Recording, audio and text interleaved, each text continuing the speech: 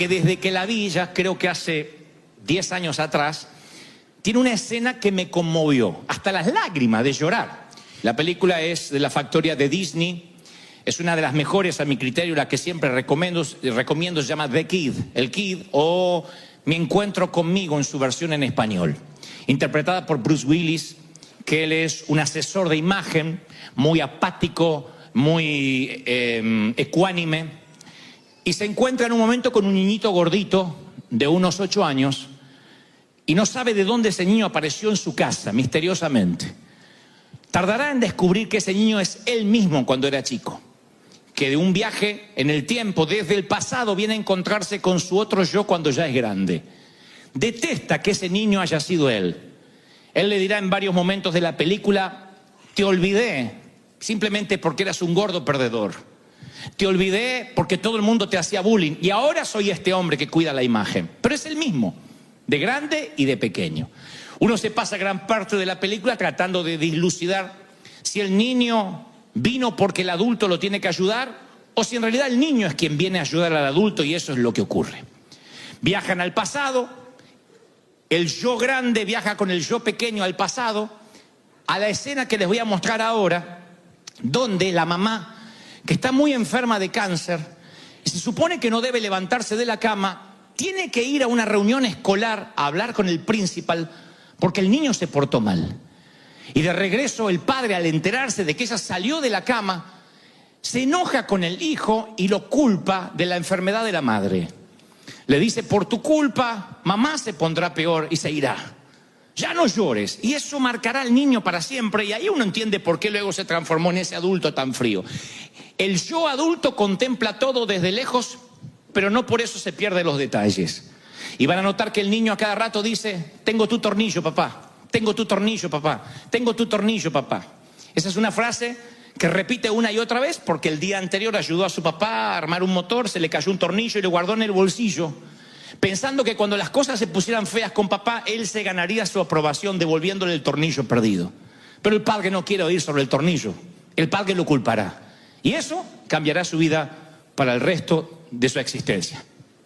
Y hace muchos años pude dilucidar por qué la película me tocaba tanto y por qué conmovía fibras tan sensibles mías. Y es que mis padres, cuando yo tenía unos 6 años y no conocíamos a Cristo todavía, tuvieron una discusión que yo oí por accidente.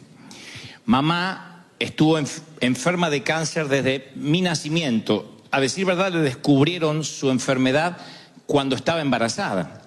Y se debatieron los médicos en abortar al niño, o sea, a este servidor, o correr el riesgo de que ella bien pudiera morir durante el lapso de que estuviese embarazada o bien cuando estuviera pariendo. Mamá siguió adelante, pero parece que el embarazo complicó su enfermedad, o por lo menos era lo que papá creía y dijo en esa discusión. Convengamos, papá estaba absolutamente ebrio, borracho, el cáncer había llegado para complicarlo todo, y yo recuerdo que papá en la discusión le dice: si no hubiésemos tenido a Dante, a lo mejor ahora estaría sana. Él fue, porque quisiste tenerlo, y ya teníamos 3 hijos, y quisiste tenerlo. Y ella le dijo algo así como: no te permito que hables así del chiquito, y él dijo: no me importa, porque si te mueres, ¿qué hago yo con el chiquito? Eso era lo que más o menos yo escuché, y a partir de ese entonces una sensación se me grabó en el alma, sin saberlo. Con 5 o 6 años, yo sé ahora que hay ciertos temores que son grabados en el alma cuando uno es pequeño. Llegué a la conclusión que las viejas heridas tienen una gran memoria, una memoria profunda. Y si bien los recuerdos, los malos y buenos recuerdos a veces se mantienen frescos y vívidos, también el cerebro tiene un recurso especialmente cableado por Dios, un recurso cognitivo que hace que olvidemos ciertas partes para evitarnos el dolor, pero otras quedan grabadas a fuego y no quedan grabadas de la manera que deberían hacerlo. Entonces, cuando yo veía esta película, recordé qué fue lo que a mí me pasó interiormente. Yo sentí que a partir de ese momento me había dado cuenta que papá no me quería, que yo era un estorbo, incluso para mamá, que aunque no lo quería reconocer, el haberme traído al mundo había acentuado la enfermedad. Claro que el cáncer yo no lo había provocado, por cierto, pero yo sí lo interpreté de esa manera. Vieron que el niño, el pequeño actor dice, tengo tu tornillo, papá, tengo tu tornillo, papá. El padre no quiere oír del tornillo, pero él tiene el tornillo en el bolsillo pensando que eso hará que se gane la aprobación de su papá. A mí me pasó algo similar, de querer ganarme siempre la aprobación de papá a partir de ese momento. Siempre que papá decía, a ver quién corta el pasto, yo iba corriendo y lo cortaba primero y más rápido para que me ame más que a mis hermanos. Cuando se trataba de ayudar a papá a desarmar el auto, el alternador, las bujías, eso que hacían los padres de antes con los autos viejos, yo estaba ahí, no mi hermano.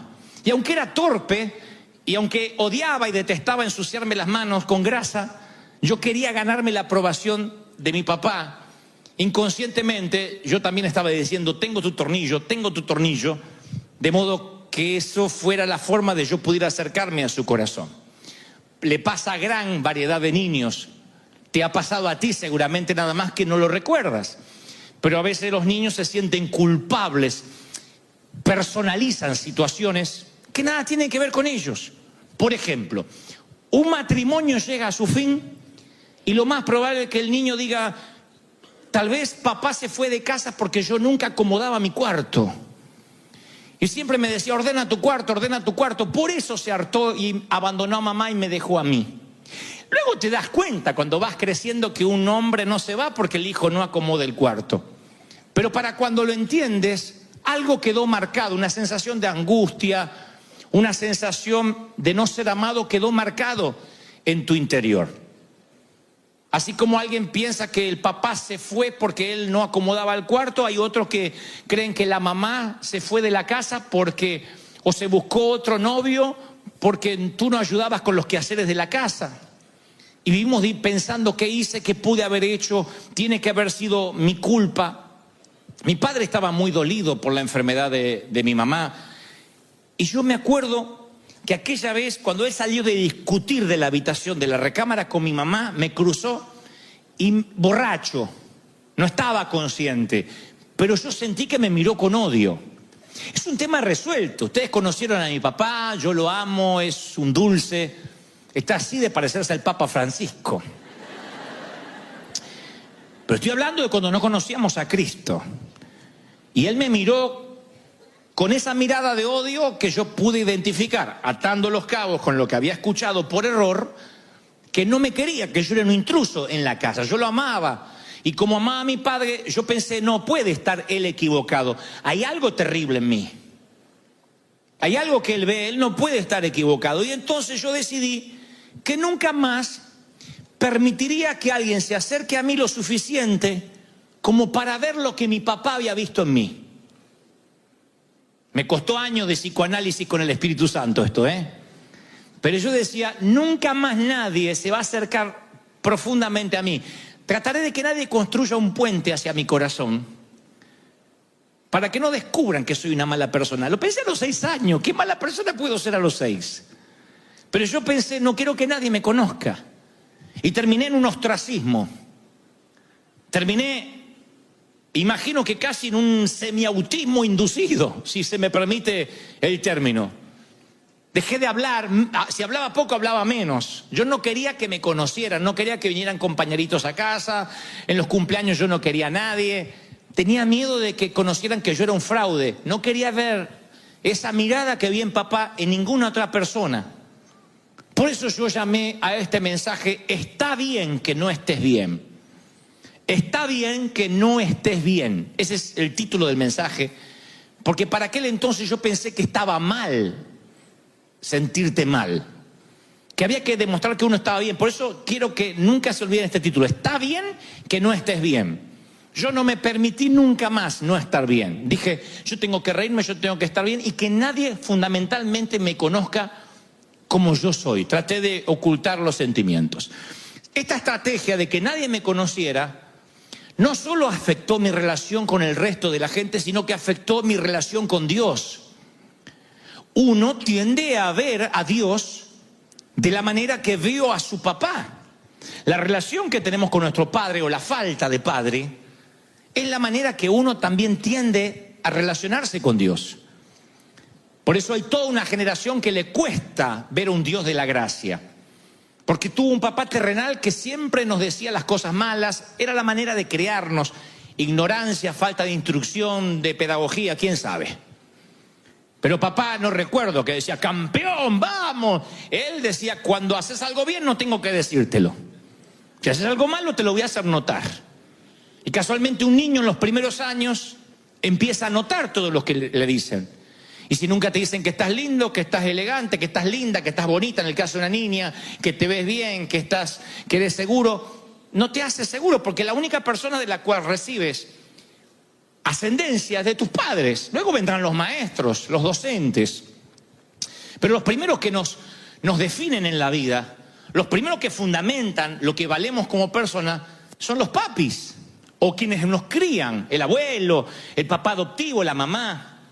Y cuando nos crían a la vieja usanza, con la chancla, y haciéndonos ver que cuando cometemos un error nos lo dicen, siempre la misma, siempre el mismo, no vas a cambiar nunca. Uno cree que no va a cambiar nunca. Uno dice, mamá siempre me dijo que soy una estúpida, que soy una torpe, que yo toco todo lo que arruino, y yo creo que ella tiene razón, daño todo lo que toco. Tienes 40 años y aquella frase, qué torpe que eres, niña, te sigue pesando. Claro que en el medio está que recibiste a Cristo en el corazón. Y entonces hay pastores que te dirán, Dios hizo las cosas nuevas, lo cual es una verdad escritural. Pero a la vez no podemos desconocer la esencia de dónde venimos, cómo fuimos criados, el entorno, qué nos dijeron, qué nos faltó por decir. Y esas frases terminan determinando nuestro destino. Decimos, no, yo soy culpable de alguna forma. Pasa aún con gente adulta. Hay damas que dicen, mi esposo es un abusador, pero lo merezco. Porque yo sé que no le di lo que él quería que yo le diera. No soy la mujer a la altura de lo que él esperaba. Por eso yo me merezco el abuso, el maltrato, el desdén, la indiferencia. Y no, nada hace ni justifica que te merezcas un abuso. Sin embargo, hay frases que nos marcan de manera tal que decimos, a lo mejor sí, soy una persona horrible. Otras damas dicen, cuando me miro en el espejo, veo una mujer gorda, con un cuerpo feo, que no merece que la amen. Y entonces sienten que eso le empezó ahora, que es un espíritu, un bajón, un tema de bipolaridad. Y no, a lo mejor son cosas que arrastras desde que eras una niña. Desde una frase que de alguna forma te marcó. Voy a quedarme soltero, soltera para siempre porque nadie le gustaría casarse conmigo. Nunca voy a tener hijos porque Dios me está castigando por algo que hice. Y vamos por la vida por ese sendero de culpa. ¿Qué hay de malo conmigo? ¿Por qué las cosas me están saliendo mal? Yo te diré algo. Primero, que las heridas viejas tienen buena memoria. Las heridas siempre te recuerdan que están. Yo tengo cicatrices en lo físico, en mis dedos, cicatrices en mi hombro dislocado, y claro, ya no me duelen, pero ante una presurización del avión, ante un cambio de clima, algo me recuerda que no está bien en mi cuerpo, que algo le pasó hace 30 años atrás incluso. Imagina esto en lo anímico, en lo espiritual, en lo almático.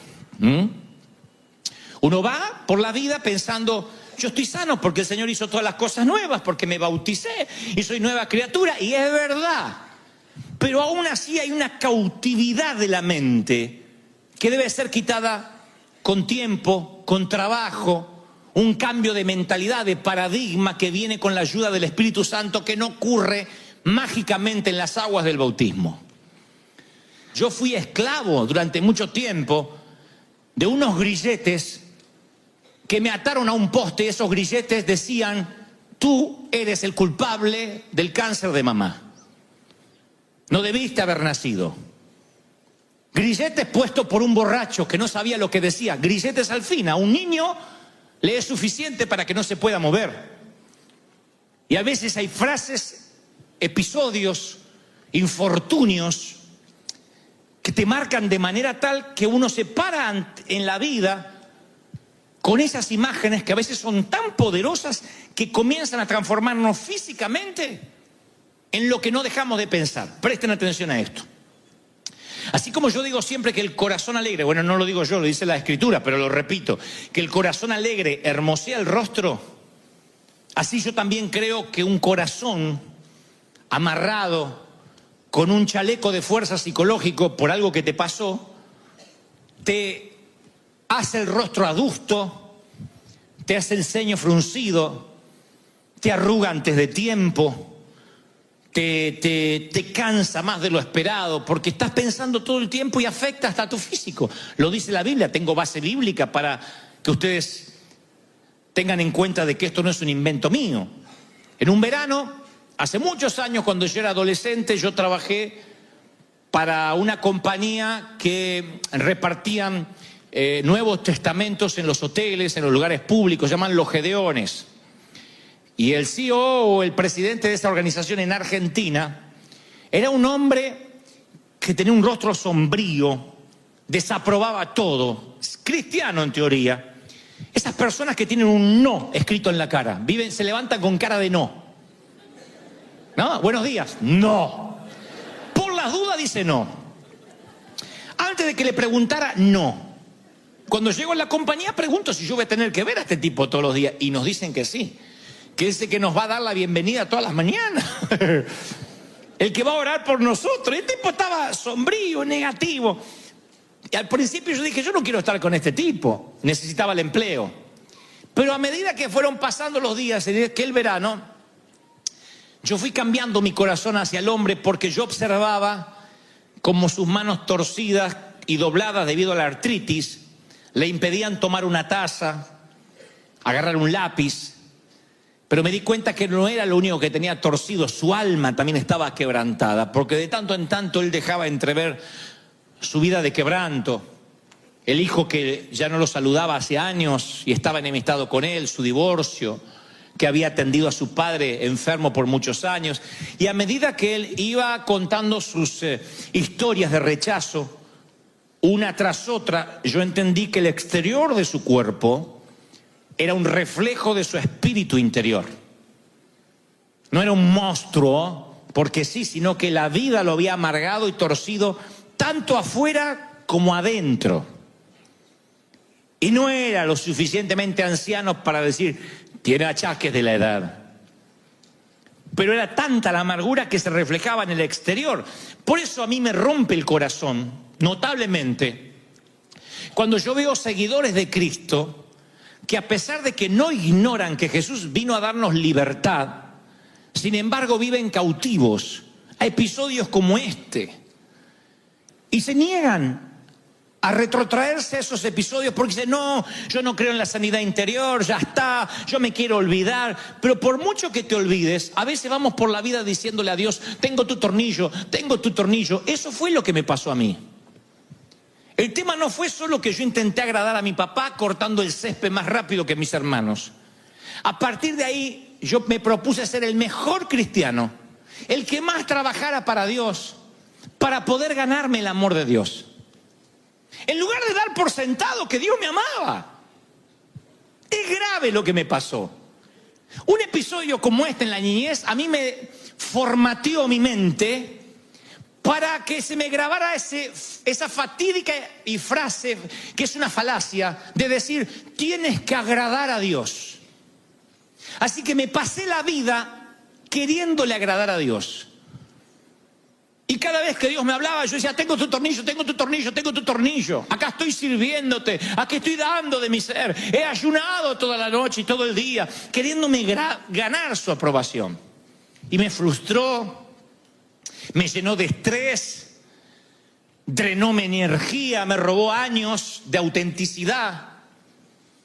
Porque es horrible cuando sientes que te tienes que ganar la salvación. Y nos lo dicen, es por gracia, no hiciste nada, pero uno siente, no, está bien, Cristo pagó el down payment, pero las cuotas las tengo que pagar yo. Y vamos por la vida queriendo agradar a Dios y eso es cansador, agotador. Me costó entender, personalizar lo que Dios me decía. De tal manera, amó Dios a Dante Miguel, que ha dado a su hijo unigénito para que Dante Miguel, aquel niño, no no se pierda, mas tenga vida eterna. Eso es para mí, eso es para ti. Están conmigo. Si tan solo personalizáramos el mensaje, cuando uno logra individualizar el amor de Dios, y dice: Dios es mi Dios, Él sabe cómo tratarme, Él sabe que yo nací con un papá borracho, una mamá enferma, Él sabe la familia disfuncional que tuve, Él sabe cómo hablarme, cómo tratarme. Él sabía que Abraham no resistiría, Moisés no resistiría lo mismo que Abraham. Que Moisés tenía una estructura emocional diferente a Abraham, que pudo y no dudó en sacrificar a su hijo, casi sacrificarlo. Él sabía que Jacob necesitaba un trato rompemuslo, trato de chancla. Y ahí andaba Jacob. Ahora cambié de nombre, que no era lo mismo que los demás. Entonces el pensar que Dios, bueno, Él va a bendecir a todos y sentirte parte de un todo, a veces te frustra, porque dices: si muestro que no estoy bien, no voy a pertenecer a ese todo. Pero como dice el título del mensaje, está bien que no estés bien. Está bien que tengas una historia triste que contar. Está bien que tu vida no fue un jardín de rosas. No está mal. Hay que reconciliarse de dónde venimos. No llorar, no quedarse estancado en el pasado. Pero está bien decir: yo estoy pasando un momento triste. Eso es parte de la vida. El tema es qué hacemos cuando sentimos que le fallamos a Dios, que no estamos a la altura de las circunstancias, nos sentimos culpables. A mí la relación con Dios se me hizo muy distante a partir de ese incidente en mi niñez. Génesis 3:8 dice: con el viento de la tarde, el hombre y su esposa, Adán y Eva, oyeron que Dios venía por el jardín y corrieron a esconderse entre los árboles. Nunca habían dicho la palabra esconderse. Esconderse no estaba en el vocabulario edénico. Pero en ese momento, cuando pecaron, se percataron de su desnudez y sintieron una nueva emoción. Nunca la habían sentido antes: vergüenza. Ellos andaban desnudos, como los animales, y no tenían vergüenza. Pero de pronto se despertó una emoción nueva que Dios no les había dado. No había un sistema mental para esa emoción, que fue el sentirse desnudo y sentir vergüenza. Entonces voy a aclarar esto y ahora conectamos con esto que le hablaba de la niñez. La diferencia entre vergüenza y culpa, aunque parecen similares, son nada más que primas hermanas, pero no son hermanas. La vergüenza y la culpa. Nos sentimos culpables por lo que hacemos, pero sentimos vergüenza por lo que somos. Eso es una diferencia abismal, y lo diré otra vez. Nos sentimos culpables por lo que hacemos, y medianamente eso tiene solución. Por ejemplo, metes la pata, haces una cosa que no debiste hacer. Bueno, pides perdón, tratas de enmendar, restituir. Te sientes culpable por lo que hiciste. Pero cuando sientes vergüenza por lo que eres, ¿cómo lo arreglas?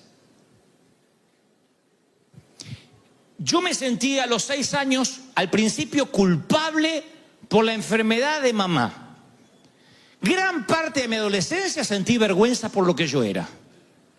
Y eso no lo podía arreglar en las aguas del bautismo. Yo no me paraba seguro ante la gente, ni hubiese soñado, ni en 1.000.000 de años, inspirar a otros. Nunca. Porque yo me sentía avergonzado de lo que yo era. Y eso es lo que el Señor trata de erradicar de nosotros. Porque a partir de estos incidentes vamos por la vida sintiéndonos que no damos la talla, que ni Dios nos debe amar, que nos soporta porque Cristo se le pone en el medio y dice: no lo mates, Dios. Nos dijeron eso. Que con todo gusto Dios te liquidaría, pero Cristo se le interpone y le muestra las marcas y dice: no, morí por él. Está bien, ya te voy a agarrar. Esa es la imagen que tenemos mental. Nos olvidamos que de tal manera que Dios te amó, No porque Cristo vino a la cruz, te amó antes de Cristo. No es que si no ve, él te amó después de Cristo y te ve a través de Cristo, porque si no, no te puede ver. No, Él de tal manera Dios te amó antes de que viniera su Hijo. Por eso lo mandó al Hijo, te amó antes. ¿Estoy siendo claro o no estoy siendo claro? ¿Sí? Miren esta reflexión que se rieron, no sé por qué en el primer servicio, espero que ustedes sean más serios. La vergüenza se parece mucho al colesterol. Bien. Son más serios que el servicio anterior. ¿Por qué pienso que la vergüenza y el colesterol se parecen en algún punto? Porque la vergüenza llega a nuestras vidas de dos formas, la buena y la mala. Hay una vergüenza buena, la que te hace que te vistas. No queremos ver lo que hay debajo. Que te pongas una faja que apriete al hombre fuerte o a la vieja mujer. Que te lave los dientes por amor al prójimo. Me da vergüenza no lavarme los dientes. Que te pongas desodorante, por favor. Eso no es unción, es sudor. Esa es la vergüenza buena. En términos espirituales, la vergüenza de, ay, metí la pata con Dios. Qué mal me siento, quiero arreglar las cosas con Él. La vergüenza que viene con la convicción del pecado del Espíritu Santo. Y después está el colesterol malo, la vergüenza mala que tapa las arterias espirituales y provocan un infarto en el corazón. La vergüenza que no te deja acercarte a Dios, la que obstruye las arterias. Esa sensación de vergüenza, ese instinto edénico que viene desde el huerto. ¿Qué creen ustedes que hubiese pasado si después de pecar Adán y Eva corren a los pies del Maestro? Hubiesen corrido a los pies de Dios. Pecamos, desnudos como estaban. Le confiesan, abren su corazón y piden piedad, conociendo al Dios de gracia que conocemos hoy. Porque algunos creen que en el viejo pacto Dios era un Dios malhumorado y que se ablandó entre Malaquías y Mateo. Es el mismo Dios. Si hubiesen corrido a los pies de Dios, ¿qué hubiese pasado en el huerto? Bueno, la hipótesis es que tal vez Dios los perdone. Otros dicen, no, tenía que pasar lo que pasó. Lo que sea. Conociendo a Dios. ¿Por qué conozco a Dios? Porque yo siempre le repito a mis hijos, a nuestros hijos le repetimos esto. Cuanto más grande sea el lío que hayas hecho, más rápido corre hacia nosotros. Más rápido. Metiste la pata, rápido. A papá y a mamá, rápido. Cuanto más grande sea el lío. No hay algo así como, hasta tal lío, ven a casa. Después, si me vas a traer problemas con la policía, no me llames. Cuanto más grande es la metida de pata, más rápido corre. Y lo mismo va para la iglesia. Cuanto más lío hayan hecho, más rápido vengan a congregarse. No escapen, no huyan, no se escondan. No importa lo que hayas hecho, esto es un hospital del alma. Entonces si tú dices, metí la pata feo, no puedo ir a la iglesia. ¿Cómo no? Más rápido tienes que correr. Cuando alguien comete un error y escapa, y en vez de correr a la cruz, corre diametralmente hacia el lado opuesto, perpetúa su nombre para mal, cambia su identidad. Adán y Eva nos dejaron el triste y horrible legado del quebranto. El quebranto de la relación con Dios. Y esa fue la intención de la serpiente. Romper la relación de Dios con sus hijos. Eso es lo que ocurrió. ¿Cómo te sientes cuando caes, cuando le fallas a Dios? ¿Cómo respondes normalmente? Hagan de verdad una introspección. No somos de escondernos. Queremos primero enmendar, arreglar las cosas, arreglarlas por nuestra cuenta y después le daremos una explicación a Dios. Señor, yo puedo explicar esto, pero solo déjame unos días. Y escapamos. Y eso no funcionó en el huerto, ni funciona ahora. ¿Cómo Adán y Eva le van a ocultar a Dios que están rotos? ¿Qué hace Adán y Eva? Lo que hacemos todos, nos metemos en un sótano húmedo, en un sitio donde no nos puedan encontrar por mucho tiempo, en un altillo, En un lugar o alto o bajo, pero donde estemos seguros. Yo lo hice. Una frase desafortunada, poco feliz de mi papá, hizo que yo me ocultara mi personalidad. Yo dije, no quiero que nadie me conozca. Yo voy a tratar de ocultar cómo soy porque te voy a defraudar. Todos tenemos nuestros escondites y sótanos preferidos. Hay de los que se esconden tras la comida, porque dicen es lo único que puedo controlar o no. Y entonces ya sean obesos o bulímicos y anoréxicos, ellos creen que la comida es lo único que está bajo su control y ahí se esconden, tras la comida. Ya sea que la vomites o la comas con voracidad, hay de los que su escondite se llama comida. Otros, los más comunes, se esconden tras las cosas. Tú sabes, una cartera más, un par de zapatos más, un vestido más y estaré satisfecho o satisfecha. Y luego, claro, el escondite otra vez te deja ver.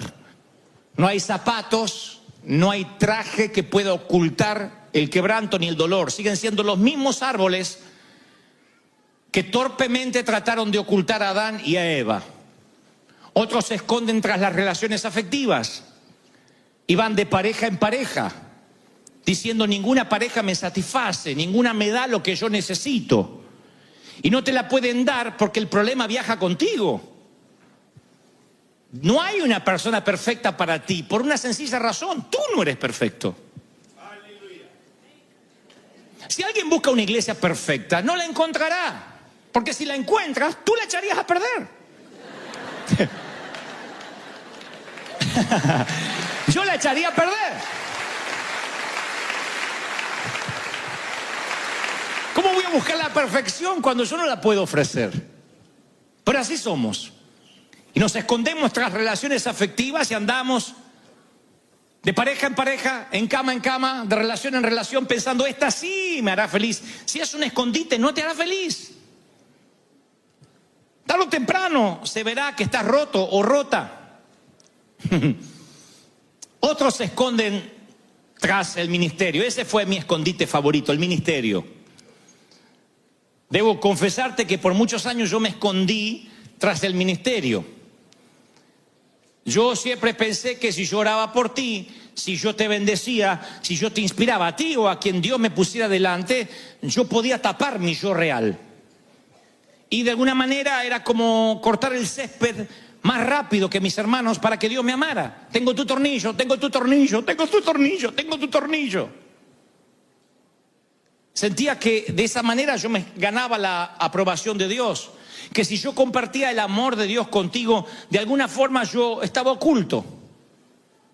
Y por supuesto, yo nunca dejaba que tú me conocieras porque temía que dijeras, tu padre tenía razón, eres un fraude. Y me oculté. Tras el servicio a Dios, tras hacer mucho, tras llenar la agenda, hubo momentos de mi vida que viajaba toda la semana. Y el tema era llegar y predicar e irme rápido. Y quienes no me conocían decían, qué petulante este tipo, no saluda a la gente. Pero era el temor a que me conocieran. Era el temor de no estar a la altura de lo que se esperaba que fuera un hombre de Dios. Y ahí empieza la simulación. Ahí empieza el mostrar lo que no somos. Ese fue mi escondite, el ministerio por muchos años. O tal vez sea otro tu escondite, pero es tan tenebroso, tan lúgubre, que ni siquiera lo puedes identificar. Y tú dices, ¿cómo saliste de ahí? Vamos. ¿Cómo se supone que sales de un escondite así? ¿Cómo rehaces tu vida? ¿Cómo te abres paso en el mundo adulto sano? Te diré cómo. Con la misma pregunta del huerto. Lo mismo que Dios le preguntó a Adán.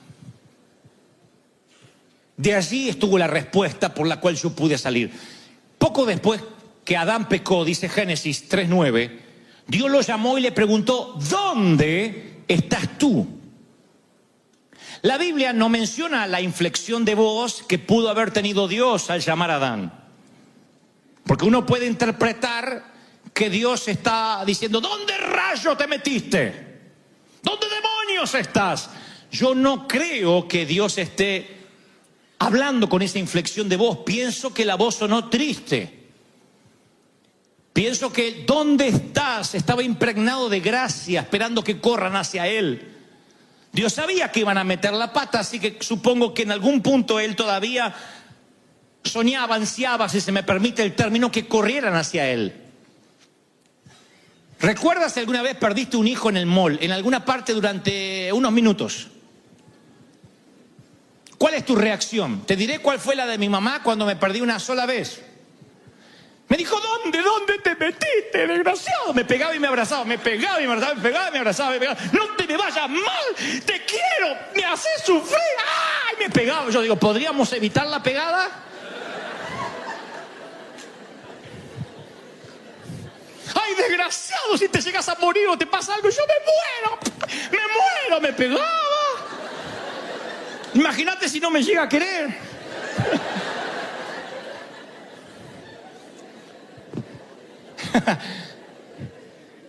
Aquí Dios no les quería pegar, porque a diferencia de mamá, que no tenía la menor idea dónde yo estaba, Él sí sabía dónde estaba.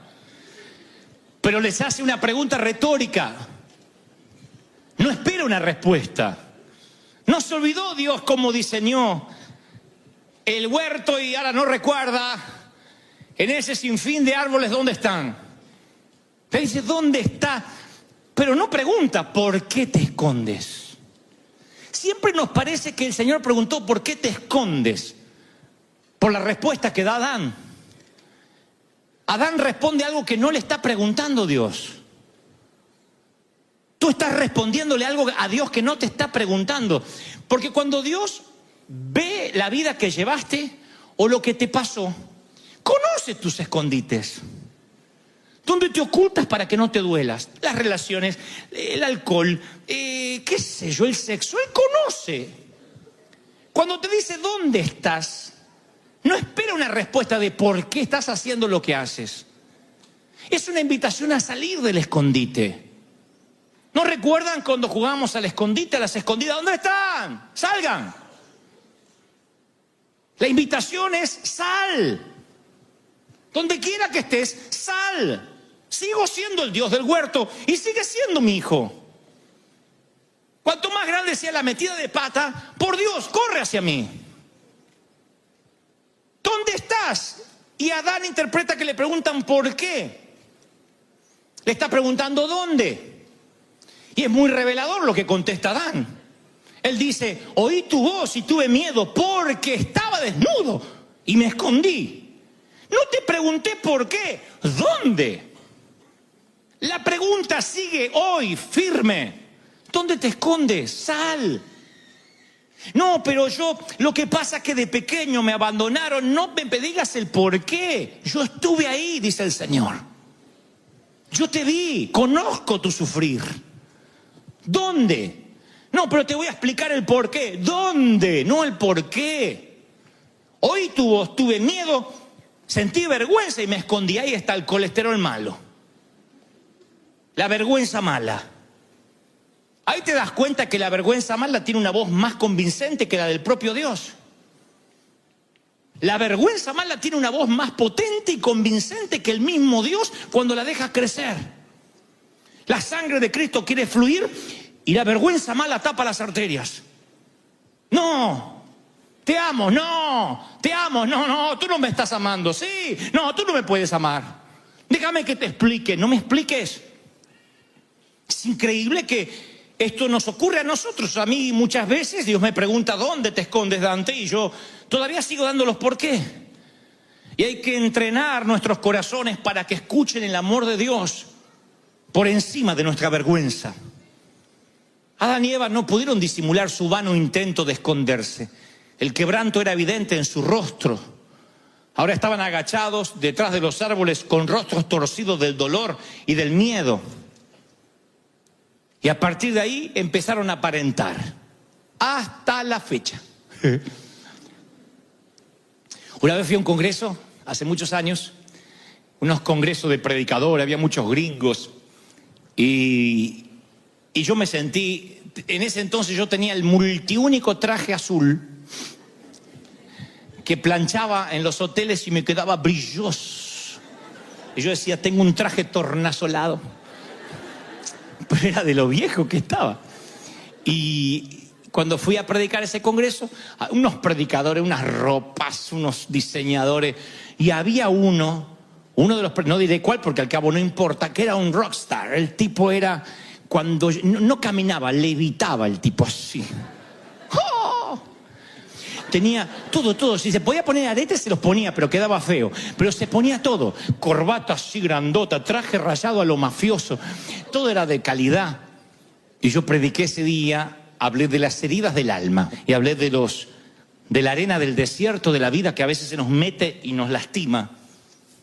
Y veía a este hombre que estaba con todo su bagaje de cosas, que lloraba. Y después nos fuimos a un sitio en privado a tomar algo y se saca su Rolex de oro. Me dice: Dante. Yo dije: ahora me lo da y me muero. No predico otra cosa que no sea las heridas del alma por el resto de mi vida. Se saca el Rolex así y me muestra que tenía las marcas de un intento fallido de suicidio.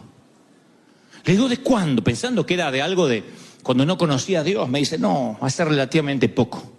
Tengo bajones anímicos, nadie sabe. Estas son mis heridas, ¿ves?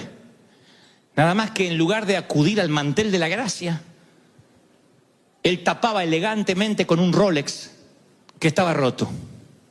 Yo dije: ¿cómo se puede ocultar el quebranto con tanta elegancia? Con peinados ostentosos, con botox, con operaciones. Puedes tratar de retrasar un poco el tiempo, pero nunca podrás ocultar el dolor. Nunca. Lo único que puede tapar el dolor es la gracia, la sangre de Cristo. Lo demás son cosas, son escondites baratos, sótanos húmedos. Te hartarás de estar allí. Una casa propia, una green card, una ciudadanía no te sanará. No quitará las heridas de tu alma. Y yo me acuerdo cuando vi a ese hombre y dije: no le sirve su ropa para ocultar tanto quebranto. Y es lo mismo que piensa Dios cuando ve el patético intento de Adán y Eva de taparse con unas hojas, que era lo más grande que encontraron. Unas hojas de higuera. Cuando vio el patético intento de taparse, les cosió. Fue el Padre Celestial el primer costurero, no mandó un ángel. No hizo que apareciera un tapado de piel. Dicen que el Padre les cosió. Eso es amor. Una madre cosiendo para que el hijo no pase vergüenza. Aun cuando se está por ir a la fiesta y se le rompió la cremallera o algo. No, ven que te coso. No, mamá, no se va a notar, me tapo. Vení que te coso, condenado. Y le coses. Dios cosiendo. ¡Wow! Conozco al Dios que nivela las montañas, que pone al océano en sus cauces, que deja que las estrellas graviten en su lugar. ¿Dios cosiendo? ¿Dios desastre?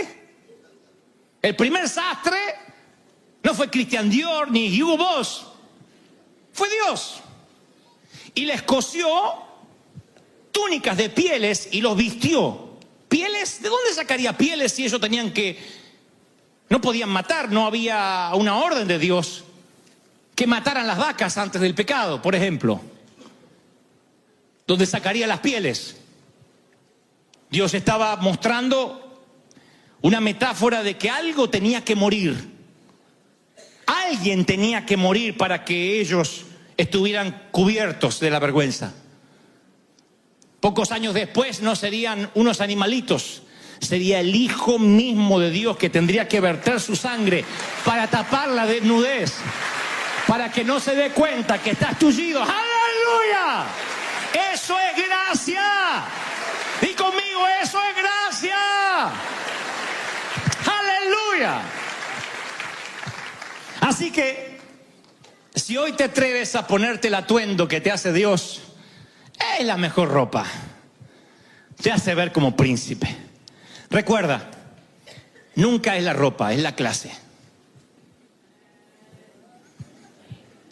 Nunca es la marca, es cómo la llevas. Y la clase la tienes dentro. La clase es cuando te sanas y luces una ropa de marca o un trapo. Lo luces. Yo luzco en pijama. Porque cuando Dios te sana, cuando un día dices, no, yo no ocasioné el cáncer de mi madre. No fui yo. Es más, Dios quería que naciera. Dios hizo que naciera. Y si no hubiese sido por ese cáncer, los Goebbels no hubiésemos conocido a Dios. Y yo hoy no los estaría inspirando a ustedes. Encontré el propósito. Es como ver un tamiz maravilloso y detrás los hilos entretejidos. Nada más que toda la vida yo estuve mirando los hilos. Hasta que un día me di vuelta y de frente había un tamiz perfectamente diseñado. Es como veas la vida y de qué lado te pongas para ver tu propia vida. Yo puedo contarte historias tristes mías toda la mañana y que todo el mundo llore si me quedo de este lado de los hilos. Pero del otro lado se ve bien, el mantel me queda bien. El mantel te queda bien. Se llama gracia de Dios. Tienes que reconciliarte con ese niño gordito, flaquito, flaquita que fuiste, con las trenzas horribles, con pecas, sin pecas, faltando dientes, y decir, ese niño es este adulto de hoy. Y yo no fui culpable de nada, ni ahí, ni en la adolescencia, ni en la juventud. Y si lo fui, el martillo del juez replica y dice, no culpable, inocente. Así que está bien que no estés bien. Está bien que estés triste. Para eso somos una familia, para ayudarte. Ama y déjate amar. Ese es el Dios tan distinto a lo que la religión nos quiso mostrar.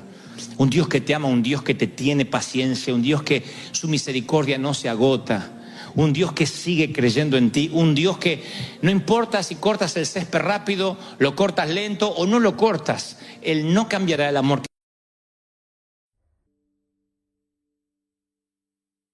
En el calendario occidental, la vida tiene sus estaciones, sus temporadas. Y yo decía en el servicio pasado lo mismo que ahora, que en realidad no es tan exacto, porque el calendario es predecible.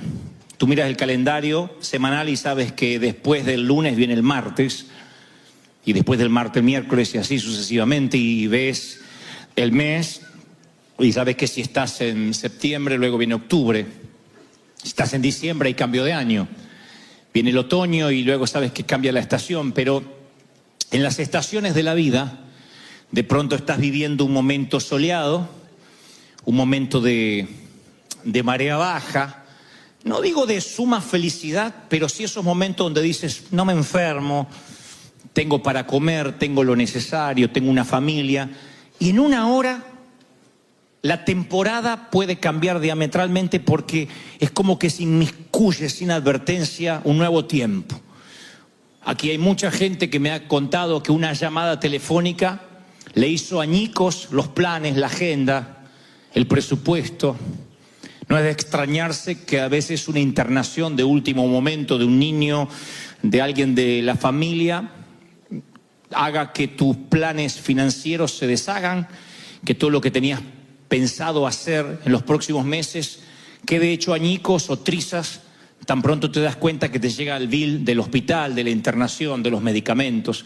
Por poner un ejemplo, hay otras cosas más graves, como puede ser un golpe, un shock, el enterarte de algo que de pronto hace un sismo en tu corazón y todo lo que creías que estabas construyendo se desmorona como un castillo de naipes.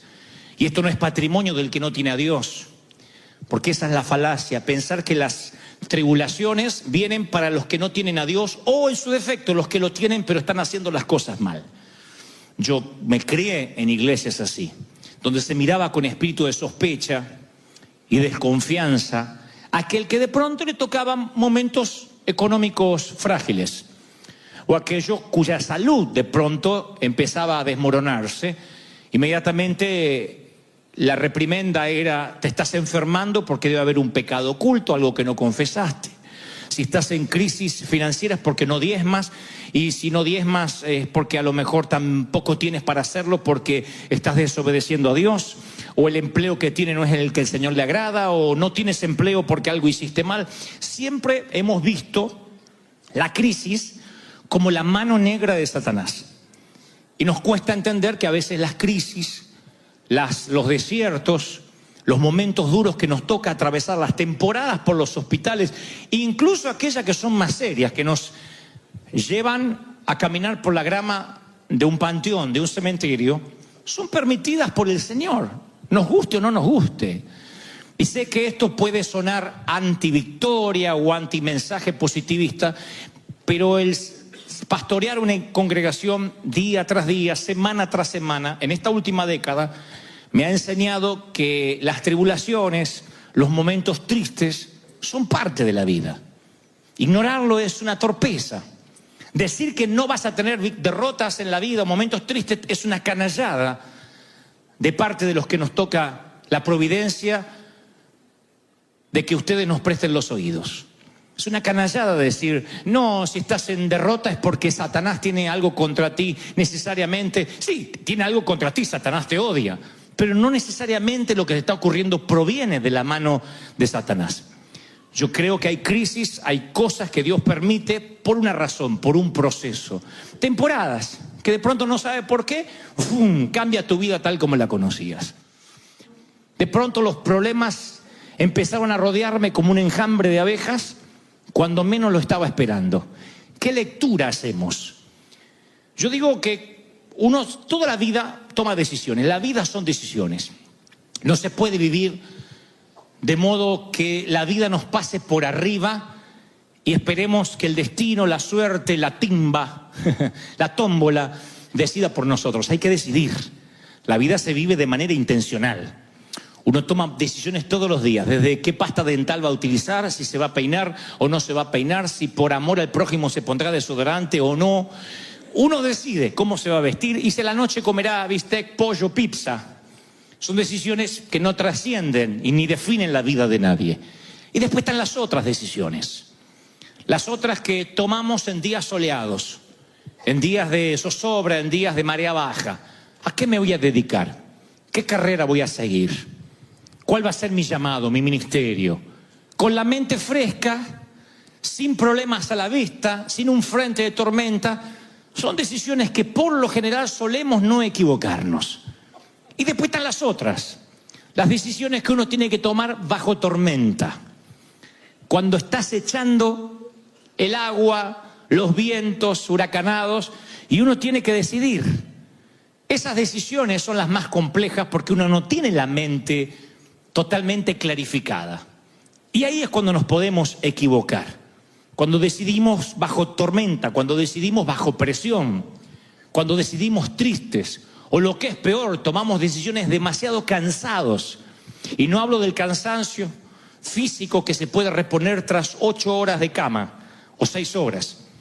Hablo del cansancio del alma, cuando estás agotado, cuando todo hace que a tu alrededor parece que se viene contra ti en un frente de tormenta y estás intolerante y te cansa cualquier cosa. Ahí tomas una decisión y posiblemente estés equivocado. Hay gente que se ha casado bajo tormenta. Hay gente que se ha divorciado en medio de una tormenta. Hay gente que ha abortado bajo una tormenta. Y luego se arrepienten toda la vida porque no era el mejor momento para decidir o para tomar ese tipo de decisión. Si vas a la cárcel, te vas a encontrar con mucha gente que bajo presión tomó la decisión incorrecta. O sea, todo mundo vamos a tener complicaciones. La vida, como digo siempre, no es un paseo por el parque. La vida es compleja. Amar duele, emprender causa adrenalina, soñar cuesta, trabajar duro tiene su precio y también su paga, pero su precio, cada cosa que nosotros hagamos tiene su costo. Pero sin embargo, cuando la gente en esa presión emocional, bajo tormenta, toma decisiones, a veces se lamenta toda la vida. Y digo, si vas a la cárcel, te vas a encontrar con gente que dice, por 1 minuto, por 2 minutos, si lo hubiese pensado mejor. Y como esas decisiones hay otras que no te cuestan la cárcel, pero te cuestan una quiebra financiera, un matrimonio infeliz, un sitio donde no querías vivir, y te arrepientes porque todo se basa en la decisión. Los Angeles Times publicaba hace unos meses atrás la noticia de alguien que había sido asesinado, un vecino que había sido asesinado con un cuchillo de carnicero, y por las huellas, por el ADN, dieron con la persona que había cometido el ilícito. Cuando llegaron a verlo y a detenerlo, él dijo: no fui yo, fue mi hermano. Quiso acusar al hermano, un hermano gemelo.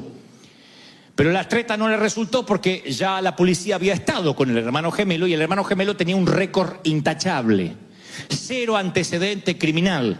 Sin embargo, que acusó al hermano, había tenido entradas en la policía, multas, mucho background, que inmediatamente lo condenaron. Y los sociólogos estudiaron el caso y llegaron a la conclusión, o arribaron a la conclusión de que ¿cómo puede ser que 2 gemelos, criados en la misma casa, que responden a los mismos padres, que comen el mismo cereal por la mañana, que juegan con el mismo perro, que tienen supuestamente el mismo entorno, uno tiene un récord intachable ante la ley y otro es un delincuente y pasará el resto de su vida en la cárcel en prisión perpetua? Gemelos. Y llegan a la conclusión, insisto, que todo tiene que ver con la decisión. Uno de ellos, ante una crisis, decidió mal. El otro decidió bien. Siempre las tormentas nos hacen decidir.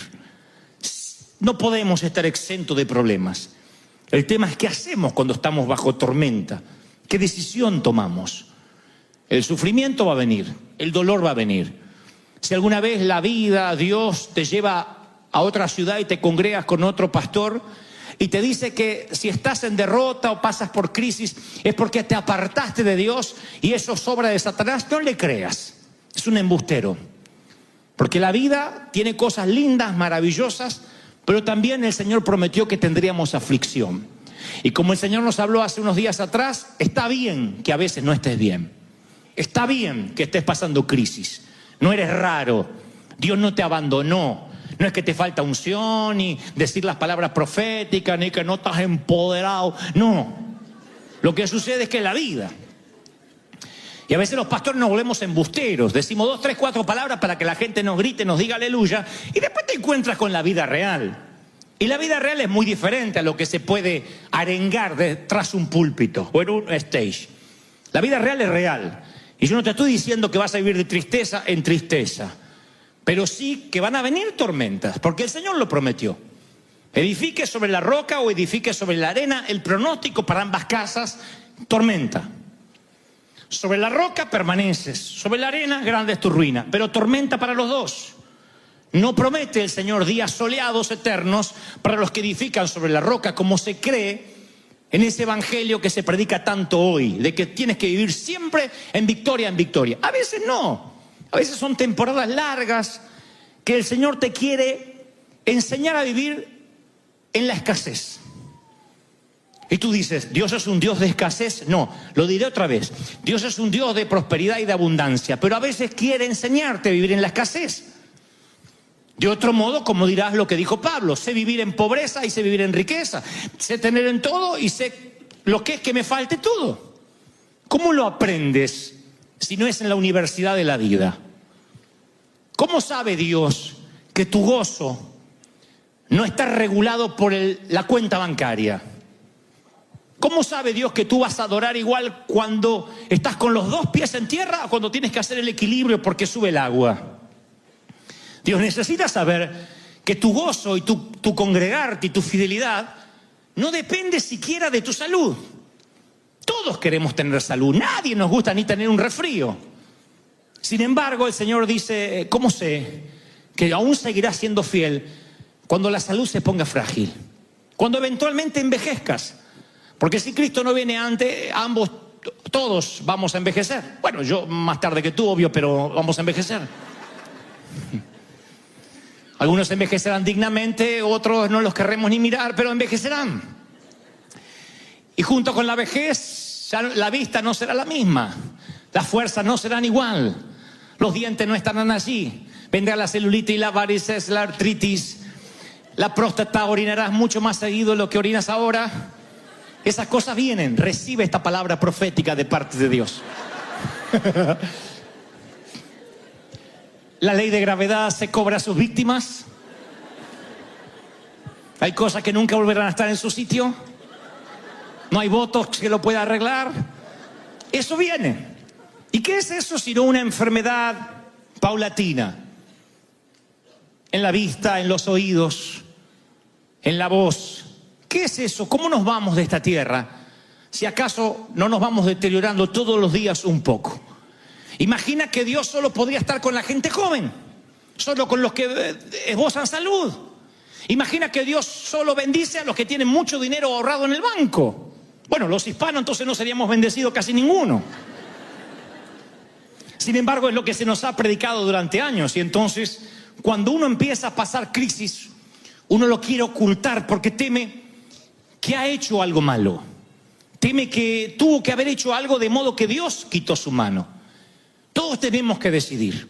Dios no nos diría que tengamos que decidir si no nos pusiera opciones. Y Él nos pone opciones. Él en Deuteronomio 30:19 dice: hoy te he dado a elegir entre la vida y la muerte, entre bendiciones y maldiciones. He aquí pongo el cielo y la tierra como testigo de la decisión que tomes. Ay, si eligieras la vida para que tú y tus hijos puedan vivir. Puedes elegir esa opción al amar, al obedecer, al comprometerte firmemente con el Señor tu Dios. Esa es la clave para tu vida. Deuteronomio 30:19. Dios dice: tú puedes elegir vivir bajo bendición o bajo maldición. Nunca dijo tú puedes elegir con buen crédito o con mal crédito, tener casa propia o rentando. No habla de eso. Habla de vivir en bendición por sobre todas las cosas. Te vaya bien, te vaya mal, tengas 50 años y estés soltera, o hayas tenido 3 matrimonios, 5 maridos has tenido, el que ahora tienes ni siquiera es tu marido.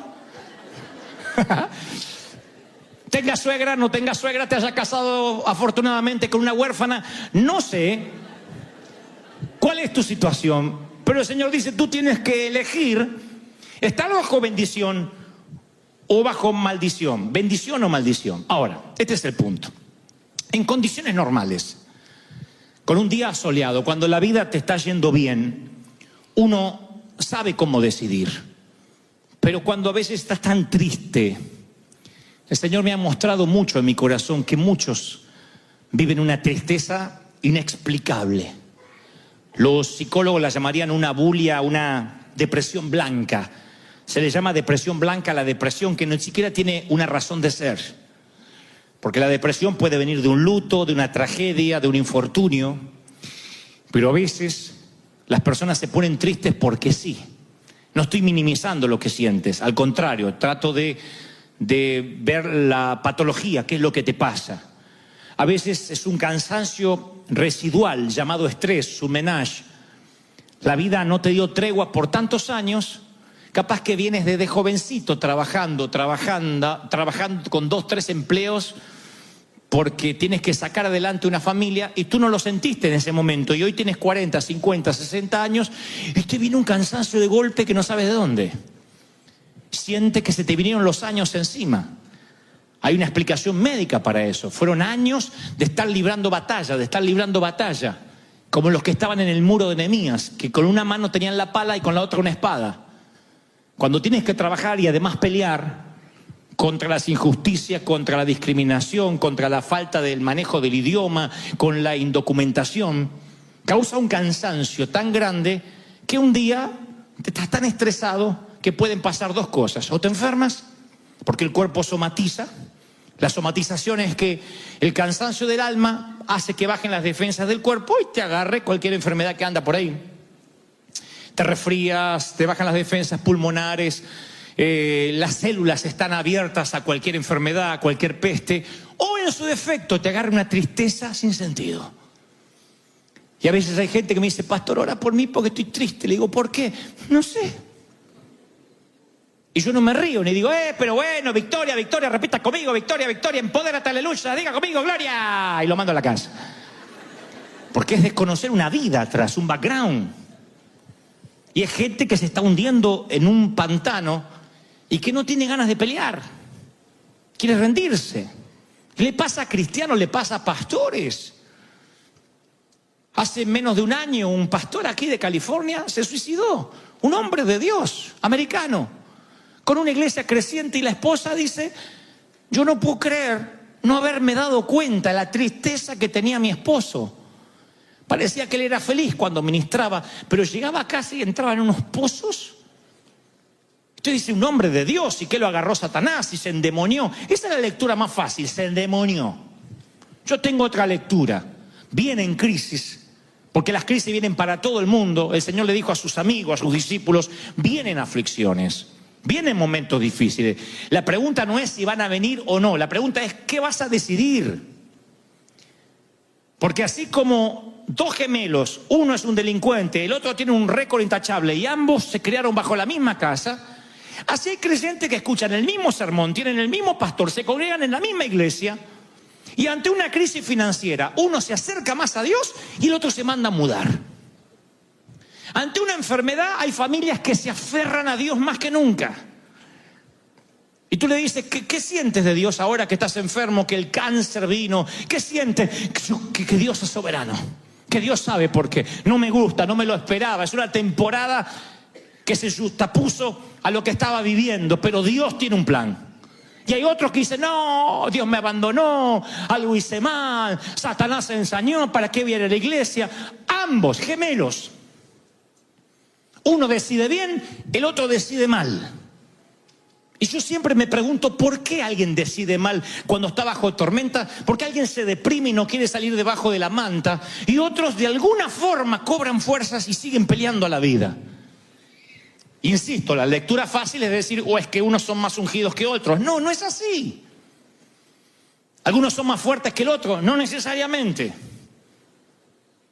Las crisis vienen porque Dios nos quiere enseñar ciertas cosas que solo se aprenden cuando uno pasa momentos tristes. Si tú me dijeras, Dante, flaco, ¿cómo es que conociste al Señor? ¿Cuáles fueron tus momentos más íntimos con Él? No fueron en un estadio. No me relacioné con Dios ministrando a una multitud o a un gentío. Fueron los momentos de quietud, de oscuridad, donde pude oír a Dios. Me dices, ¿volverías a vivir esos momentos? No, claro que no. Yo no elegiría eso ni para ti ni para mí. Pero hoy me di cuenta que si Dios no lo hubiese permitido, yo no conocería su voz. Yo no podría conducir, liderar una congregación si yo hubiese sido un pusilánime que a la primera tormenta abandono. Dios hizo de mí un piloto de tormenta. Alguien que siempre dice, vamos a salir adelante, no importa cómo. No tenemos dónde congregarnos, vamos. A veces no sabía ni para dónde, pero yo tenía que pararme en la fe, porque eso lo había aprendido ¿en dónde? En la crisis, en los valles de sombra, en los valles de muerte, en los valles de soledad. ¿Para qué sirve la crisis? Para dos o tres cosas que son muy importantes, y esto es lo que quiero que sepas que Dios te está enseñando. Primero, te expone ante el resto. Uno cuando se ve en crisis no lo quiere mostrar, no quiere que nos vean. Por eso, cuando nos preguntan, ¿cómo estás? Decimos, bien. Nadie dice, quiero matar a mi suegra, quiero ahogar al bestia que duerme conmigo. No tolero más a mi cuñado. Nadie dice eso. Todos dicen, bien. No queremos que nos noten. Encima, hay una cultura evangélica de no mostrar que somos de carne y hueso. Porque eso parece que no fuéramos espirituales. No van a oír por ahí mucha gente diciendo, ¿cómo estás? Y con problemas matrimoniales, como todos. La mayoría te dice, ay, acá ando con mi cañoncito de dulce de leche, lo amo tanto. Y vos le ves la cara al marido que más que dulce de leche, tiene una amargura encima. Pero enseguida levantamos la fachada a ver si piensan que Satanás se nos metió en el matrimonio. Otros, ¿cómo estás financieramente? Bien. Algunas cositas, pero ya vamos a seguir adelante. Y está bien no estar bien. Lo vengo diciendo de parte de Dios hace días. De otro modo no vas a recibir ayuda. Pero ¿qué hace la crisis? Te expone. Job, para los que no conocen la historia les cuento muy rápido. Un día hay una plática, una charla cósmica. Dice la palabra que el enemigo, Satanás, le dice a Dios, mira, este Job te adora, te sirve porque hay un cerco alrededor. Porque no lo puedo tocar. Pero si tú me permites, a mí me gustaría tocarlo un poquito. Me gustaría que su salud se ponga frágil, que le pase algo a su familia. Y yo te voy a demostrar que este tipo te adora, te sirve porque la vida es un canto para él. Tan pronto las cosas se pongan feas, él te maldecirá. Y Dios dice, no, está bien, te permito que lo toques, pero no lo mates, no le hagas daño a él, pero puedes tocar todo su entorno. Una plática que yo no quisiera que nunca Dios tenga con el diablo respecto a mí. Está bien. Y apenas Job empieza a tener crisis, los amigos vienen, los parientes, y a ver si te identifica. Y le dicen, entre otras cosas, este sufrimiento, Job, tiene que ser tu culpa. Tienes que haber cometido un pecado imperdonable. Atrajiste el mal a ti. ¿Cuánto nos identificamos con esto? Que en el momento más bajo viene un desubicado, para no decir un menso, y te dice algo así. ¿Habrá pecado en tu vida?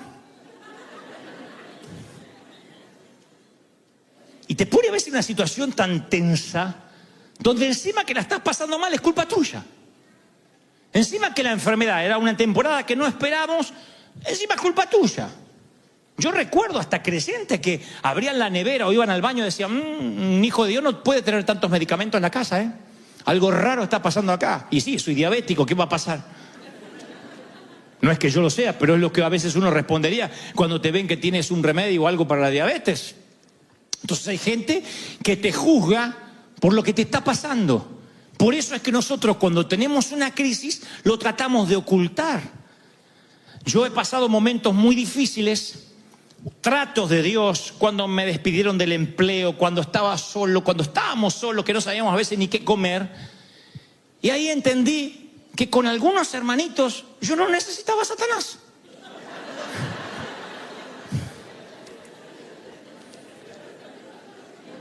¿Te sientes identificado? ¿Te ha tocado gente así?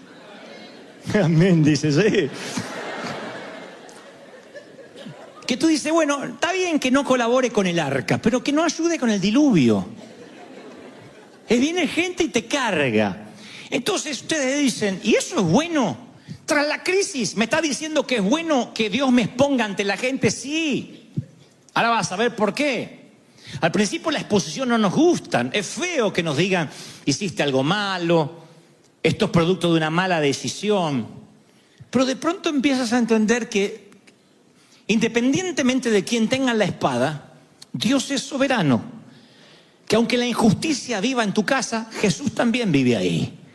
Y vas entendiendo muchas cosas, vas entendiendo que hay un momento que te empieza a importar poco la opinión de la gente. Que te das cuenta que no todos serán amigos tuyos.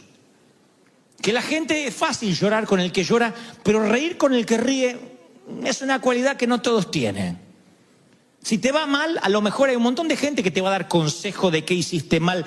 Te va bien y te hacen un hueco.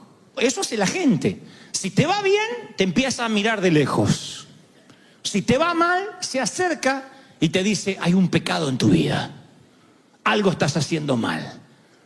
¿Qué te quiere enseñar a Dios con esto? Que hay un momento en que te tiene que importar un bledo lo que diga la gente. Hay un momento que tienes que aprender que no vives ni de los aplausos ni de las críticas. Tú vives del favor de Dios, de lo que Dios piense de ti, de lo que el Señor crea de ti. ¿Están conmigo? En el momento que te liberas de lo que opinen los demás, se te libera la cautividad de la mente. Si yo tuviera que dar un último consejo a mis hijos, a uno de ustedes, porque estuviera por partir y me dijeras, Dante, dame el último consejo, cosa que no creo que pase porque yo los voy a enterrar a la mayoría, pero supongamos que un niñito de acá crece y algún día tiene que cerrar mis ojos. Entonces, si yo tuviera que dar un último consejo, yo le diría que no te importe lo que diga la gente. Que no, esto no significa andar faltándole el respeto a todos siendo grosero. Significa que todos los días, al final, cuando llegues a la cama, al final del día, te preguntes si estás agradando a Dios. Si Dios se agradó con tu corazón, con lo que hiciste. En una época donde las redes sociales parece que nos van dictaminando quiénes somos. En una época donde un like nos hace sentir bien y cuando nos bajan el pulgar sentimos como que lo hizo el César en el Coliseo Romano y nos van a comer los leones. Hay gente que se deprime. Yo hablé hace poco con los jóvenes y me constataron que se deprimen. No me sigue más, no me sigue más. No sé por qué no me sigue más. Me quitó el like y se quiere suicidar porque no lo sigue más la amiga que está allá. Subí 2 brownies que cociné y no los comentó.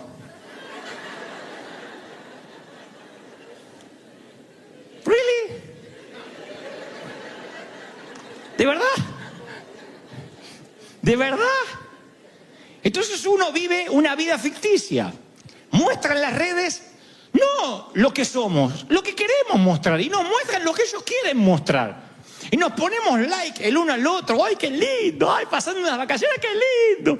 Me consta de parejas que se sacan fotos súper, ultra, hiper, macro, extra felices. Y para sacarse esas fotos se pelearon. De verdad. Vení acá, sacate la foto, vení, no.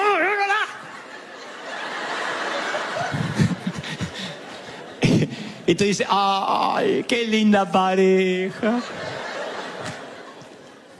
Y se fueron insultando los dos porque no querían sacarse la foto, uno de los dos. Entonces las redes mienten. Las fotos con filtros nos hacen creer, le hacen creer al otro que somos lo que no somos. Entonces la foto, como le digo siempre a los muchachos, no es la cara de pato y el trasero así.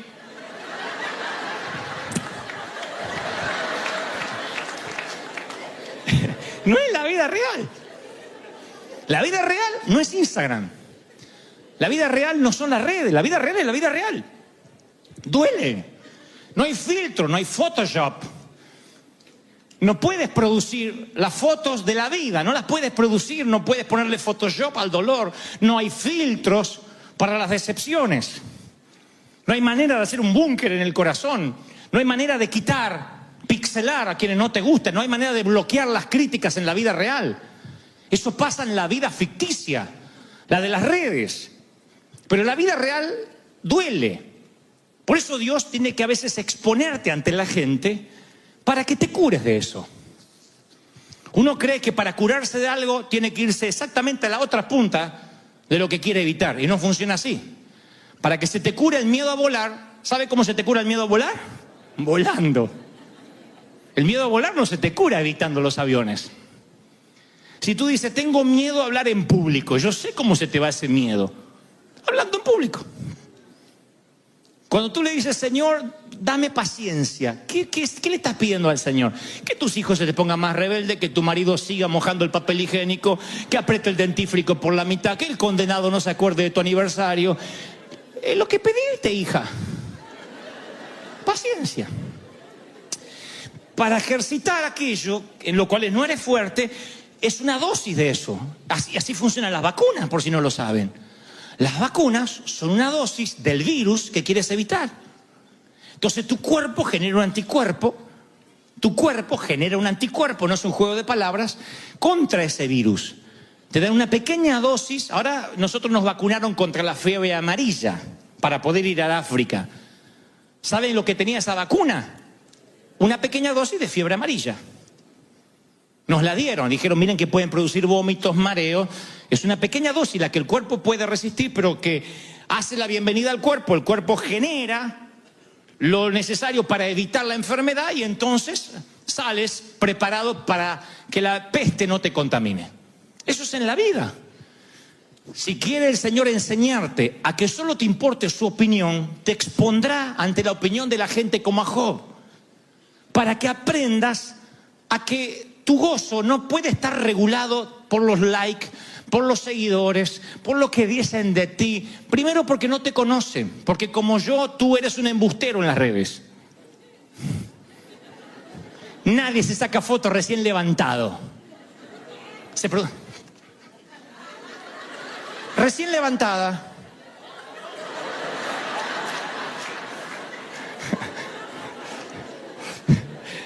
Mentira. Eres más fea que eso que vimos.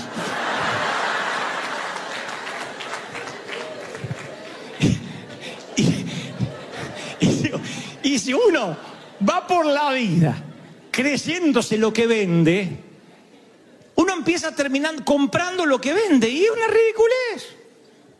Tú nunca puedes comprar lo que vendes. Está bien que tengas tu imagen publicitaria para las redes, pero no te lo creas, esa no es la vida. Porque cuando la vida venga de verdad y te pega una trompada en el alma, porque viene y te choquea un llamado telefónico, un despido en el empleo, un problema matrimonial, siente que se te desmorona la vida que quisiste construir en las redes. Y la vida es real. Uno recibe el domingo palabra de Dios acá, ¿no? Y después, yo quisiera como pastor que esta palabra se te grabara toda la semana, pero no va a pasar. Porque tú tienes un recipiente, como yo, con muchos agujeros. Esos agujeros se llaman mandar a los chicos al colegio, pagar las deudas, pagar la renta, tener familiares que te hacen la vida imposible, tener un jefe insoportable. Son un montón de agujeros, te entra el aceite, parece que te llenaste el domingo, pero el lunes empieza a escurrirse el aceite. El martes te empiezas a olvidar, el miércoles ya no te acuerdas lo que dijo el pastor.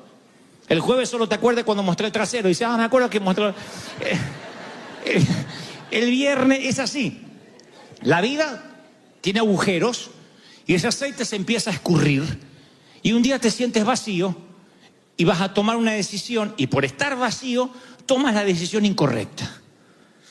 Entre esos agujeros está la opinión de la gente. No podemos vivir pensando en qué dirán los demás de nosotros. Así que, ¿qué me enseña la crisis? A mí me enseñó, me liberó de la opinión de la gente. Me liberó. A mí la crítica de la gente me liberó de la opinión. Me río de verdad de la crítica, pero me liberó de verdad. No estoy pendiente de qué dicen de mí, me causa gracia. Segundo, me puso en perspectiva de lo que es el cristianismo. Yo les contaba recién que cuando uno va a un sitio como el África, uno se da cuenta de la versión filtrada y diluida que hemos tenido del Evangelio por muchos años.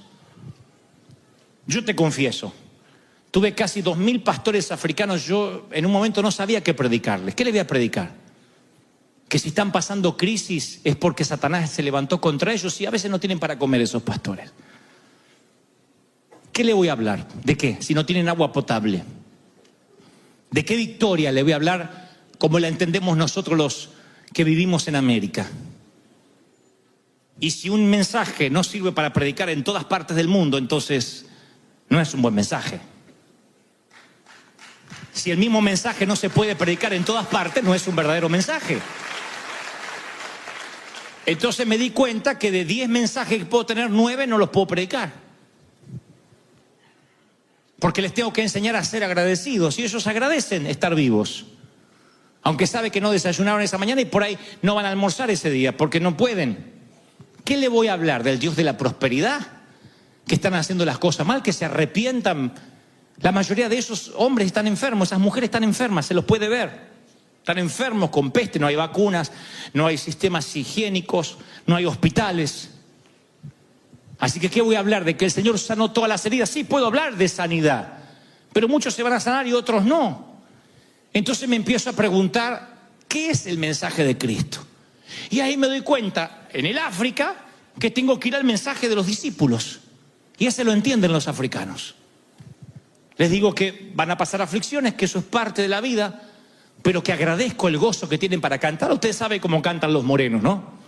Una fuerza que nace de cuando cantaban en los botes de la esclavitud. Una fuerza de adentro. Parece que tiene hasta la música incorporada. No hay que decirle canten fuerte, porque eso es todo fuerte. La música fuerte, las palmas son fuertes y adoran y cantan. Y uno los ve y dice, wow, estos son gente que tiene la vida resuelta. No, es que su gozo no está regulado por el dinero. Su gozo no está regulado ni por si comieron o no comieron. Ellos están contentos de que a pesar de la pobreza tienen a Cristo, tienen a Dios, tienen vida eterna. ¡Aleluya!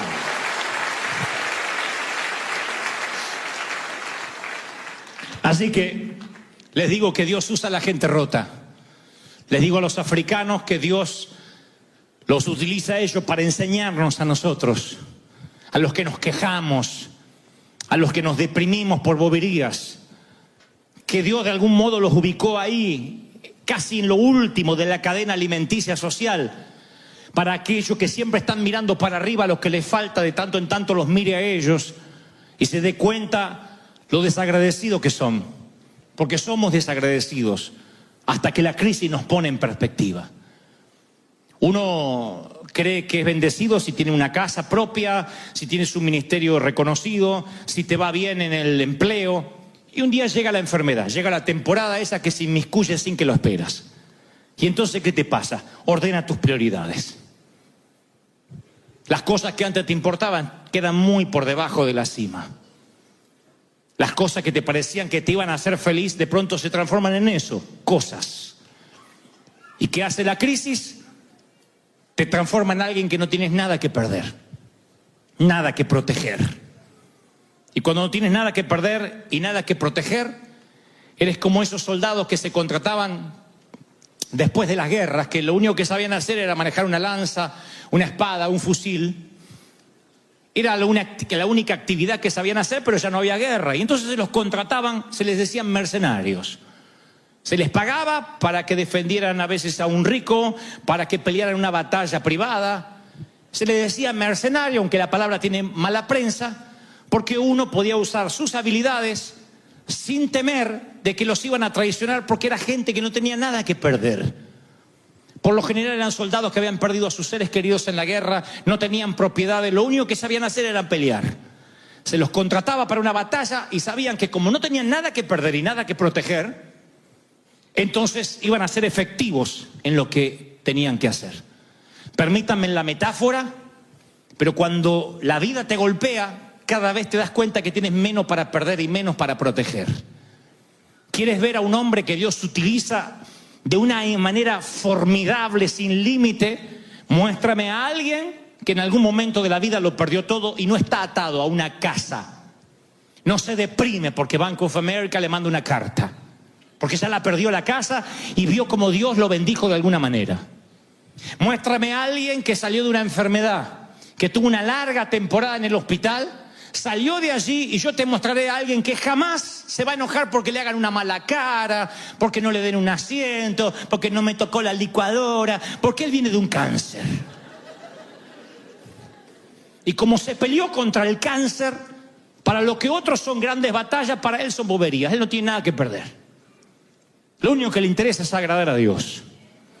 Muéstrame a alguien que lo criticaron sin piedad gran parte de su juventud y le dijeron payaso, anticristo, apóstata, y yo te mostraré a un hombre seguro hacia dónde va, qué quiere y para qué, porque sabe que le quiere agradar a Dios. ¿Están conmigo, sí o no? Entonces yo veía en las Escrituras dos personas, como si fueran los mismos dos gemelos que publicó Los Angeles Times.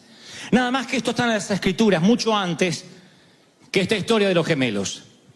Son dos reyes ungidos por el mismo profeta, mismo entorno, mismo cuerno de aceite, mismo Dios que manda ungir a ambos, Saúl y David. Voy al final de la vida, de la biografía de ambos, y Saúl se suicida en su propia espada, muere pseudamente endemoniado, consultando a las brujas, lejos de Dios, descartado para que sea rey, sin unción. Voy a la biografía de David y lo veo hasta el día de hoy como un hombre conforme al corazón de Dios, según el adjetivo divino del Padre. Le dicen a Jesús, hijo de David, no le dicen hijo de Saúl, hijo de David. O sea, nunca nadie lo moverá de la genealogía del maestro. ¿Qué hubo en el medio? Que uno terminó tan bajo, en un punto tan bajo, y otro terminó tan bien. La lectura fácil es que David era un santo y el otro era un condenado. No, porque David fue un adúltero, un asesino, unos pecados espantosos. ¿Qué fue entonces lo que determinó que dos personas que comen el mismo cereal, juegan con el mismo perro, tienen la misma unción, el mismo cuerno de aceite derramado sobre sus cabezas, uno termina bien y otro termina mal? Te lo diré. Uno no tiene nada que perder, solo agradar a Dios. Se llama David. El otro cree que tiene todo para perder, la reputación, y está muy pendiente de eso. De hecho, su propia hija dirá en algún momento, le dirá a David, mi padre nunca ha hecho esa ridiculez al verlo a David bailar. Saúl es un hombre muy temeroso del qué dirán. Todas las mañanas se levanta a ver si tiene más seguidores en Instagram. Todas las mañanas va al Facebook a ver qué dicen de él. Está muy pendiente y tiene temor a perder algo. Todo el modus operandi de la vida de Saúl fue temer al hombre. La palabra dice que cuando fue llamado para ser ungido, se ocultó entre el bagaje porque tenía miedo. Y esa manera de ser de Saúl lo perseguiría el resto de su vida. En cierta ocasión, él está acampando con su ejército frente al entrenado ejército de los filisteos. La infantería de los filisteos está enfrente y él tiene que ir a atacar porque si no los filisteos cada vez se arman más. Cada hora que deja pasar, cada día que pasa, los filisteos son más. Así que envía un WhatsApp rápido a Samuel. Bueno, dice un mensajero, pero hoy sería un WhatsApp. Le dice: Samuel, ven rápido porque no podemos salir sin tu bendición. Los reyes no iban a la guerra sin la bendición sacerdotal. Así que ven a orar por nosotros, a ofrecer sacrificio a Jehová. Samuel dice: espérame un par de días, tengo cosas que hacer. La instrucción es sencilla: no hagas nada hasta que yo llegue. No es física cuántica. Es una instrucción sencilla: no te muevas hasta que yo llegue. Es una instrucción que David hubiese acatado, pero no alguien pendiente de la opinión ajena. Saúl se levanta cada mañana y ve a algunos de sus soldados que empiezan a desertar, otros que están diciendo le falta valor a nuestro rey, otro que dice: este no se mueve si no oran por él. Si fuera un rey con valor ya nos hubiese mandado a la batalla. Así que un día Saúl dice: ¿para qué esperar al profeta? Yo voy a dar la bendición. Y algo que no le corresponde ni le compete, que le compete solo al sacerdote, se lo endilga a él, que es rey. Cuando llega Samuel le agarra un ataque de caspa. Le dice: ¿estás loco? ¿Cómo vas a bendecir al ejército? Esto te va a costar el reinado. ¿Cómo hiciste una locura así? Y Saúl trata de explicar y en un momento dice: es que tenía temor que los soldados desertaran. ¿Creen que aprendió la lección? No la aprendió. Dios lo envía a otra batalla contra los amalecitas y le dice a Saúl: la orden de Jehová es: destruye todos los enemigos, no dejes nada vivo, ningún ser vivo. Mata ovejas, bueyes, asnos, todo lo que encuentre. Arrasa con esa ciudad. Y Saúl perdonó lo mejor del ganado, lo mejor de las ovejas. Todo lo que era vil y despreciable se deshizo de él, mas lo que era gordo se lo quedó. Y Samuel dice: ¿por qué desobedeciste a Jehová? Y él dice: es que tuve temor de los hombres, del qué dirán. David solo tenía temor de Dios. Saúl le tenía miedo a todo lo demás. Y la pregunta esta mañana o esta tarde es: ¿a qué le temes? ¿Al qué dirán? ¿A la bancarrota? ¿A que te critiquen? ¿A qué le temes? Porque a lo que le temas, ese temor será tu verdugo. La crisis hará que no le temas más a nadie. Cuando venga la crisis y veas que Dios es fiel, aunque a veces te toque comer salteado, y sigas siendo fiel, y Dios sea fiel contigo, ya no te va a asustar nunca más la economía. Dios dice: tu confianza soy yo. Yo te traje y te vas cuando yo digo que te vayas. Yo te sostengo. Yo soy quien te fortalece. ¿Están conmigo, sí o no? Entonces de pronto, cuando le temes a todo, Dios tiene que pasarte por un proceso para que dejes de temer. Para que seas alguien que no tenga nada que perder. Porque si has pasado por el sufrimiento, ya no te afecta el sufrimiento. No estás diciendo: si yo tengo salud sirvo al Señor, si no, no lo sirvo. Ya has pasado por ahí. Y dice: Señor, si me das salud te sirvo mejor. Y si no, tendré que luchar con mis achaques. Pero aún así te seguiré amando. No le temes al sufrimiento. No le temes a la confianza, a los aplausos o a la crítica de la gente. Eres indestructible cuando no te importa el que dirán. Porque tu confianza está basada en Dios. No le temes a la muerte porque sabes lo que te espera del otro lado. Entonces, cuando no le temes a nada, eres indestructible. ¿Están conmigo, sí o no? Yo les contaba en el servicio de la mañana que hace unos años yo estaba en un sitio con muchos pastores y era un poco, no sé si la oveja negra, pero yo no encajaba mucho con el léxico que tenían los ministros. Son toda gente muy amada y yo soy amigo de la mayoría. Pero tal vez porque yo soy argentino, qué sé yo. Pero es como que no encajaba mucho. Entonces un día estábamos reunidos con un grupo de pastores y viene alguien que es un profeta de Dios, que también quiero mucho, a decir verdad. Me dice, delante de los ministros: Dante, tengo una palabra para ti, la palabra de Dios. Y hacía todo así el rictus, como que le estaban bajando los mails, ¿no?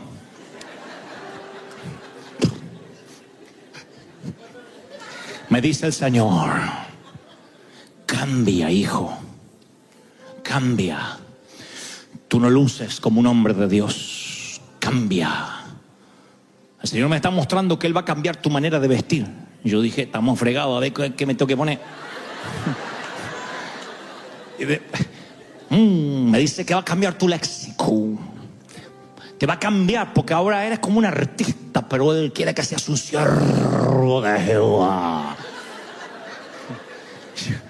Como que Dios me decía, yo te amo, pero vamos a recauchutarte todo porque así no me servís. No me olvido más. Ahora, tenés que estar bien parado para que te diga una profecía de esa, porque no es un loquito. Eso que te dicen, Dios me dijo. No, este es... Claro, que te agarra una así, que no le llega mucho agua al tanque, tú dices, bueno, pobrecito. Pero este...